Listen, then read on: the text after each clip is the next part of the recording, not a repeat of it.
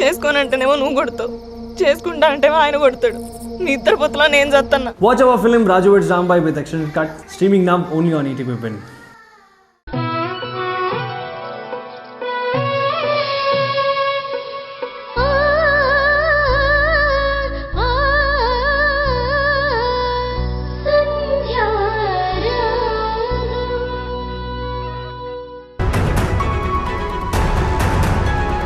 India ఏంటిది? అమ్మ చెప్తోంది నిజమా? ఏం చెప్పారండి అత్తయ్య? సరే ముందు హారతి తీసుకోండి. ఇక చాలు వింధ్య, ఎందుకిలా చేశావు? పాపం సంధ్య షాప్ తగలబడిపోయింది. అది చాలదన్నట్టు ఇన్సూరెన్స్ కూడా రాకుండా చేసి తన పైన చీటింగ్ కేసు పెట్టేస్తావా? ఏమండి, ముందు మీరు తీర్థం తీసుకోండి. మావయ్య గారు హారతి తీసుకోండి. నటించింది చాలు, ఎందుకిలా చేస్తున్నావు? నేనేం చేశానత్తయ్య? అసలు నేను అడగాల్సిన ప్రశ్నలన్నీ మీరు అడుగుతున్నారేంటి? ఎవరో సంధ్య గురించి మనకెందుకత్తయ్యా? నేను నా భర్త హ్యాపీగా ఉన్నాం కదా, మేము హ్యాపీగా ఉంటే మీరు హ్యాపీగా ఫీల్ అవుతారు కదా. ఏమండి, సంబంధం లేని విషయాల గురించి ఎందుకండి అత్తయ్య ఇలా మాట్లాడుతున్నారు? మీరైనా అత్తయ్యకి చెప్పండి.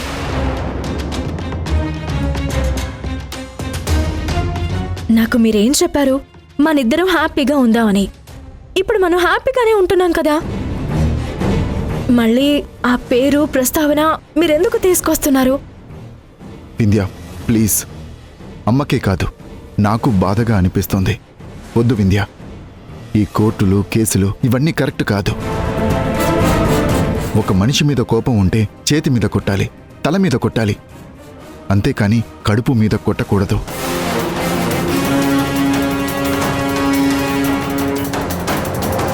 అది కూడా సంధ్య ఒక్కదాన్నే కాదు, కుటుంబం మొత్తం కడుపు మీద కొడుతున్నావు. ఏమండి ప్లీజ్, ఇంకా సంధ్య భజన చాలు. ఎందుకండి సంధ్య సంధ్య అని మాట్లాడతారు? ఏంటత్తయ్య, నేను నా భర్త హ్యాపీగా ఉండడం మీకు ఇష్టం లేదా? అసలు మేమిద్దరం కాపురం చేస్తుంటే మీరు చూసి సంతోషంగా ఉండలేకపోతున్నారా? ఈ 4 రోజుల నుంచి నేను ఆయన హ్యాపీగా ఉంటుంటే అది చూసి మీరు చాలా సంతోషపడుతున్నారు. మావయ్య చాలా ఆనందపడుతున్నారని నేను సంబరపడిపోతుంటే ఏంటత్తయ్య ఇది? సంబంధం లేని విషయాల గురించి ఎందుకు మాట్లాడుతున్నారు?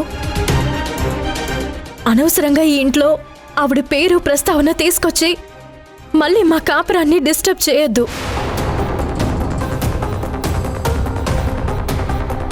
ఏమండి, నాకు మీరు కావాలి, మీకు నేను కావాలి. మన మధ్య అనవసరమైన విషయాలు ఎందుకండి? అత్తయ్యకి మీరైనా చెప్పండి, అన్ని విషయాలు పట్టించుకోవద్దని చెప్పండి. ఎవరో సంధ్య గురించి పట్టించుకోవద్దు. మనిద్దరం హ్యాపీగా ఉండాలి, మన కుటుంబం హ్యాపీగా ఉండాలి. ఏంటండి, మంచో చెడు జరిగిందేదో జరిగిపోయింది.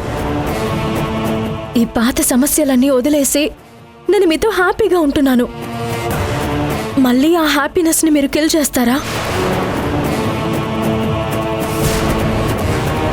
మన దగ్గర పరాయి వ్యక్తుల డిస్కషన్ తీసుకురావద్దండి.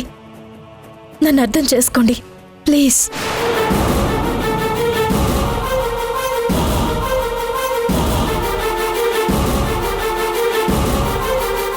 అమ్మా వదిలేసే అమ్మా, ఎలా రాసుంటే అలా జరుగుతుంది.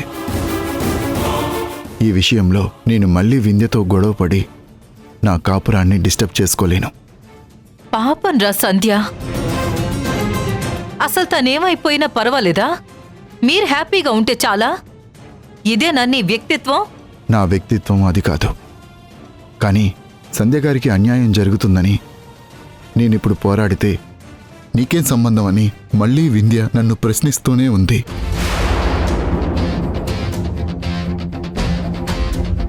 ఇంకా నేను తన అనుమానాలని, తన మాటల్ని భరించే స్థితిలో లేనమ్మా. సంధ్యగారి పరిస్థితిని చూసి జాలిపడ్డం తప్ప నేనేమీ చేయలేను. ఐఎమ్ సారీ అమ్మా, వదిలే.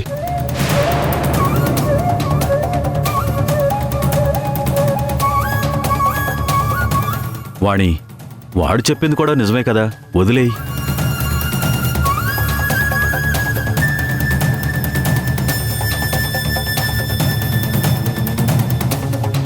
చూసావా అత్త, వింధ్య ఇదంతా చేసేసి ఏకంగా సంధ్యకి కోర్ట్ నోటీస్ కూడా పంపించేసింది.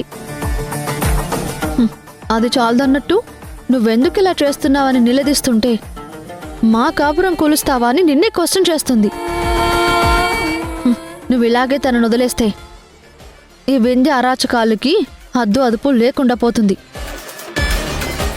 ఏదో 4 రోజుల నుంచి బావతో సఖ్యతగా ఉంటున్నట్టు బావ మీద ప్రేమ వలకబోస్తుంది, కానీ అదంతా నిజం కాదు. వింధ్య మంచిదానిలాగా నటిస్తూ మీకు విరుద్ధంగా చేయాల్సిన పనులన్నీ చేస్తూనే ఉంది. అందులో భాగంగానే ఆ సంధ్యకి నోటీసులు కూడా పంపించింది. పాపం సంధ్య అసలే షాప్ కాలిపోయిందని ఆర్థిక పరిస్థితి అంతంత మాత్రంగానే ఉంది. అదొకటి చాలదన్నట్టు పాపం ఈ కోర్టు నోటీసులు. ఈ కష్టాల నుంచి సంధ్య అసలు ఎలా గట్టెక్కుతుందో ఏమో, ఆ దేవుడే కాపాడాలి. నన్ను క్షమించమ్మా సంధ్య. ఇంత జరుగుతున్నా నేను ఏమీ చేయలేని పరిస్థితుల్లో ఉండిపోయాను. మా కుటుంబం వల్లే నీకెన్ని కష్టాలు వచ్చినందుకు నన్ను క్షమించమ్మా.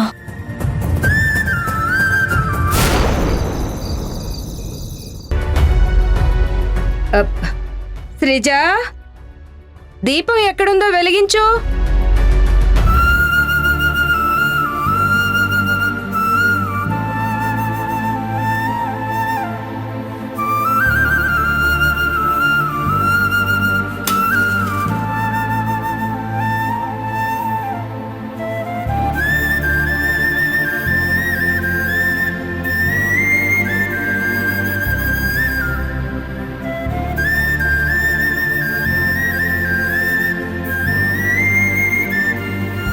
సంధ్య, ఆలస్యం అవుతుంది.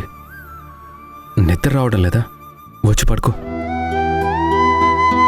సంధ్య, షాప్ తగలబడిపోయిన తర్వాత జీవితం అక్కడే ఆగిపోతుందేమోనని భయపడ్డాను. అదృష్టం కొద్దీ ఇన్సూరెన్స్ వచ్చింది. ఆ డబ్బులు ఎప్పుడు మన అకౌంట్లో పడతాయో కనుక్కున్నావా?